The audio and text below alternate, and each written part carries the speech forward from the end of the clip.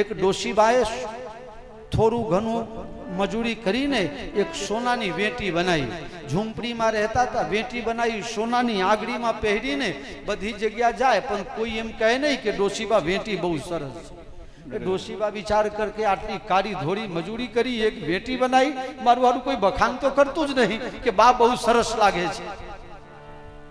લોકોના મને એમ કે આ ડોશી પાસે હોનું ક્યાં થાય, હવે પિત્તરની હસી, એટલે કોઈએ વખાણ કર્યું નહીં। પછી ડોશીબાએ ઝૂંપડી હરગાવી, ઝૂંપડી હરગાવી,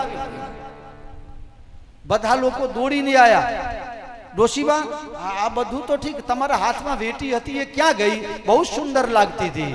કે તો આ 10 મિનિટ પહેલા કીધું હોત તો આ ઝૂંપડી ન હરગાવવું પડત મારે।